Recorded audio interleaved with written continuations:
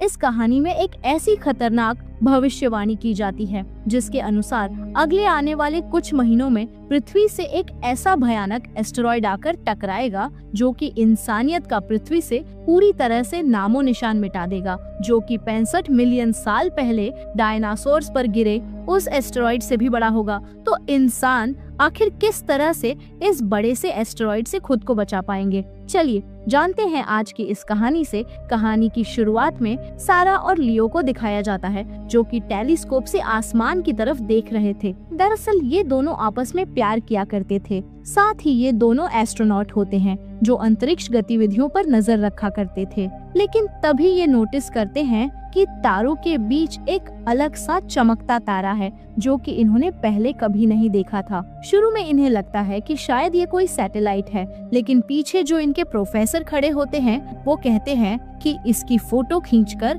Doctor Marcus को भेज दो। अब अगले दिन जब डॉक्टर मार्कस को ये फोटोज मिलती है तो इन्हें देखकर वो चौंक जाते हैं, क्योंकि ये कोई तारा नहीं था बल्कि एक बहुत बड़ा एस्टेरॉयड था जो कि तेजी से धरती की तरफ आ रहा था। लेकिन अभी भी वह धरती से लाखों किलोमीटर दूर होता है, इसलिए उसे धरती तक आने में कई महीने लग जाएंगे। अब डॉक्टर मार्कस इस पूरी इंफॉर्मेशन को एक डिस्क के अंदर सेव करते हैं। वो इस इंफॉर्मेशन को अथॉरिटी तक पहुंचाना चाहते थे, लेकिन इससे पहले ये इंफॉर्मेशन वो अथॉरिटी तक पहुंचाते उनकी गाड़ी का एक एक्सीडेंट हो जाता है जिसमें उनकी जान चली जाती है। अब धीरे धीरे वक्त बीतता है और 1 साल हो जाता है। 1 साल बाद में दिखाया जाता है कि यूएस के सेक्रेटरी ऑफ ट्रेजरी, जिनका नाम एलन है, उन्होंने अपना रिजाइन दे दिया है और इस्तीफे की वजह यह बताई जाती है कि उनकी पत्नी एली बीमार है। लेकिन एक रिपोर्टर जिसका नाम जेनी है, उसे शक होता है कि इसके पीछे कोई और बात है। वो एलन से मिलने के लिए जाती है। वो उनके घर के बाहर देखती है कि यहाँ पर बहुत सारे खाने पीने और सर्वाइवल का सामान है। ऐसा लग रहा था जैसे एलन कहीं जाने की तैयारी कर रहा था। जेनी उनसे कहती है कि मैं जानती हूँ कि तुम्हारे डिपार्टमेंट में बहुत सारी ऐसी खुफिया टेलीफोन लाइंस है जिनसे तुम सीधा राष्ट्रपति से बात करते हो, और मैं यह भी जानती हूँ कि तुमने जो अपने इस्तीफे का कारण बताया है वो पूरी तरह से झूठ है। एलन कहता है तो तुम इसे पब्लिक न्यूज बनाना चाहती हो। अगर ऐसा है तो तुम्हारे पास इतिहास की सबसे बड़ी खबर है। और इतना कहकर वो यहाँ से चला जाता है। खैर, अब जेनी जब अपने घर की तरफ जा रही होती है तभी उसके चारों तरफ कई सारी गाड़ियाँ आती हैं। दरअसल ये FBI के एजेंट थे। वो उसे पकड़कर ले जाते हैं। अब उसके सामने प्रेसिडेंट आते हैं। वो उससे कहते हैं कि तुम्हारे पास जो भी न्यूज है तुम उसे पब्लिक मत करना। बदले में व्हाइट हाउस में 2 दिन बाद जो प्रेस कॉन्फ्रेंस होगी वहाँ पर तुम्हें सेकंड रो में सीट दी जाएगी, जो कि किसी भी रिपोर्टर के लिए बहुत बड़ी बात है। अब जेनी ये बात मान जाती है, लेकिन घर आकर वो एलन की सच्चाई जानने की कोशिश करती है। उसे पता चलता है कि एलन ने इस्तीफे के दौरान जो अपनी पत्नी का नाम बताया था, दरअसल वो ELI नहीं बल्कि ELE है, जिसका मतलब था एक्सटिंक्शन लेवल इवेंट। और ये वो इवेंट था जब पृथ्वी से डायनासोरों का खात्मा हुआ था, और शायद अब एक बार फिर से ये होने वाला है। खैर, अब अगले दिन जेनी व्हाइट हाउस की उस मीटिंग में जाती है जहाँ पर प्रेसिडेंट बताते हैं कि हमारी पृथ्वी पर एस्टेरॉयड गिरते रहते हैं जिनका साइज अक्सर एक बॉल या एक कार जितना हो सकता है। लेकिन जो कॉमेट अब पृथ्वी की तरफ आ रहा है वो माउंट एवरेस्ट से भी बड़ा है। इसका वजन है 500 मिलियन टन, और अगर यह धरती से टकरा गया तो एक महाविनाश होगा। पिछले 8 महीनों से अमेरिका और रशिया सबसे बड़ा स्पेस स्टेशन बना रहे हैं जो कि स्पेस में बन रहा है, और आज से 2 महीनों बाद पृथ्वी से वहां पर एक ही टीम जाएगी जो कि उस कॉमेट को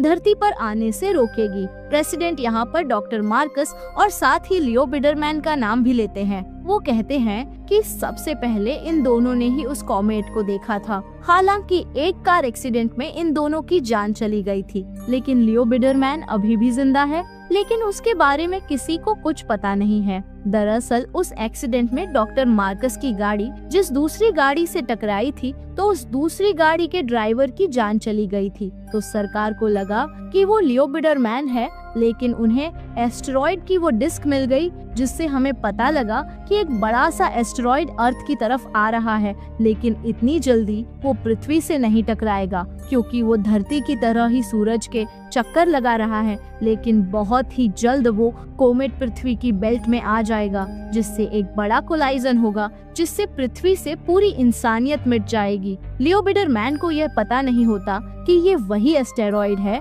जो उसने आज से 1 साल पहले देखा था, लेकिन अब वो जान चुका है। अब उसके घर के बाहर उसके बहुत सारे पड़ोसी भी इकट्ठा हो जाते हैं। लियो बिडरमैन अब फेमस हो चुका है, लेकिन वो इसका पूरा क्रेडिट डॉक्टर मार्कस को देता है। वो कहता है कि मैंने इसे देखा जरूर पहले था, लेकिन इसकी खोज डॉक्टर मार्कस ने ही की थी। वहीं यहाँ में एक एस्ट्रोनॉट की टीम देखते हैं, जो कि उस एस्टेरॉइड के सरफेस तक पहुँच जाती है। वो उसमें ड्रिलिंग करना शुरू कर देते हैं, क्योंकि 100 मीटर की खुदाई के बाद वो उसमें एक न्यूक्लियर बॉम्ब डालेंगे, ताकि ब्लास्ट करके इस एस्टेरॉइड की डायरेक्शन बदली जा सके और यह पृथ्वी से ना टकराए। अब जब ये ड्रिलिंग कर रहे होते हैं तो इनकी मशीन फंस जाती है, और अब इसीलिए इन्हें जल्द वापस आना होगा, क्योंकि जिस तरह से पृथ्वी पर दिन और रात होता है, इसलिए एस्टेरॉइड का एक हिस्सा सूरज की तरफ और दूसरा अंधेरे में। लेकिन वो हिस्सा जिसमें वो एस्ट्रोनॉट थे,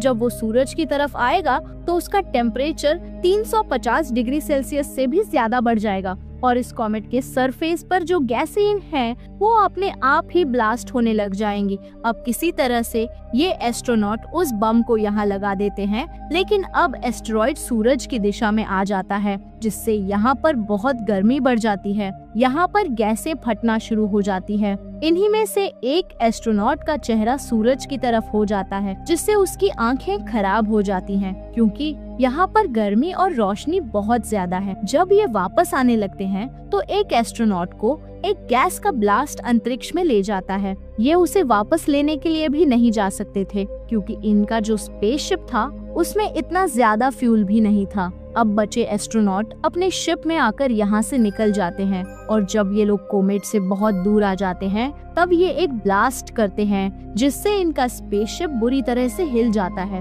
वो थोड़ा डैमेज भी हो जाता है, लेकिन इनका ये मिशन पूरी तरह से फेल रहता है, क्योंकि ब्लास्ट के बाद एस्टेरॉइड 2 हिस्सों में तो बट गया था, लेकिन अब ये दोनों हिस्से ही पृथ्वी की तरफ आ रहे थे।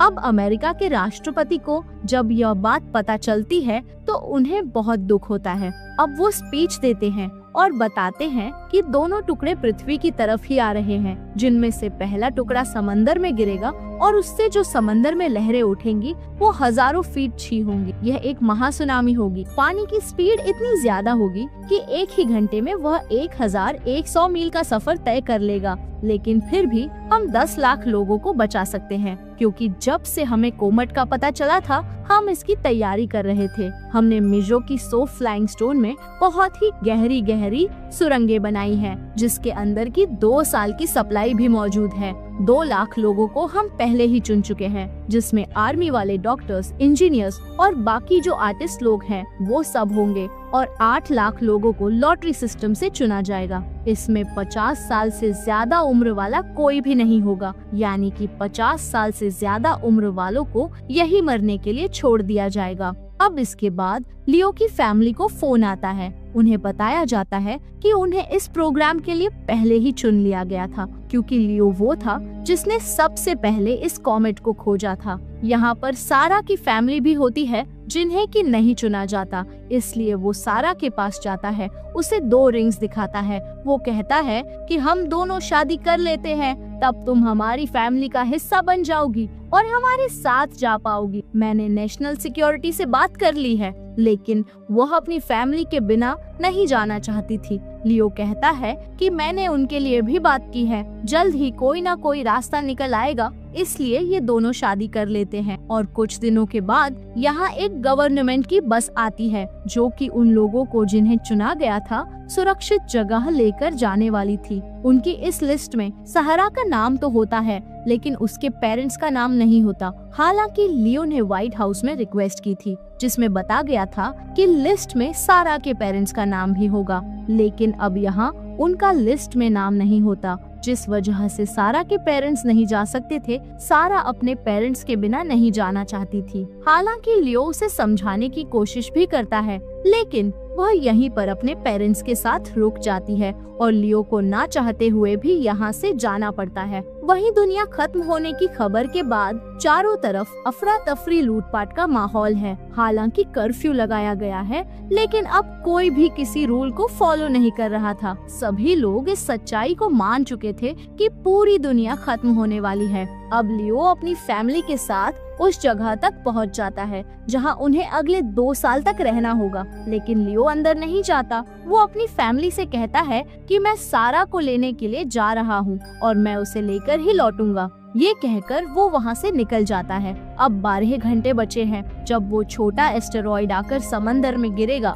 बताया जाता है कि इससे इतनी बड़ी लहरें उठेंगी जो कि पृथ्वी के एक हिस्से को समंदर बना देंगी, और इसके ठीक 3 घंटे के बाद बड़ा वाला एस्टेरॉइड कनाडा के कहीं आसपास गिरेगा और इससे इतना बड़ा धमाका होगा जिससे पूरी धरती धूल से ढक जाएगी। अगले 2 साल तक पृथ्वी का वातावरण ऐसा ही रहेगा और पृथ्वी पर रहने वाली हर जिंदा चीज विलुप्त हो जाएगी और सिर्फ वही लोग बचेंगे जो कि केप के अंदर होंगे। वहीं स्पेस में उस स्पेसशिप को दिखाया जाता है जो कि उस कोमेट पर बॉम्ब ब्लास्ट करके वापस आ रहा था। यहाँ पर वो प्लान बनाते हैं कि वो अर्थ पर वापस ना जाकर उस जगह जाएंगे जहाँ वो कोमेट का बड़ा टुकड़ा है, क्योंकि इनके पास अभी भी बड़ी बड़ी 4 मिसाइल है और इनकी कैलकुलेशन के अनुसार अगर ये इन मिसाइल का यूज उस एस्टेरॉइड पर करते हैं तो वह छोटे छोटे टुकड़ों में टूट जाएगा, जिससे अर्थ को कोई भी नुकसान नहीं होगा। लेकिन अगर यह वहां पर जाएंगे तो कभी वापस नहीं आ पाएंगे,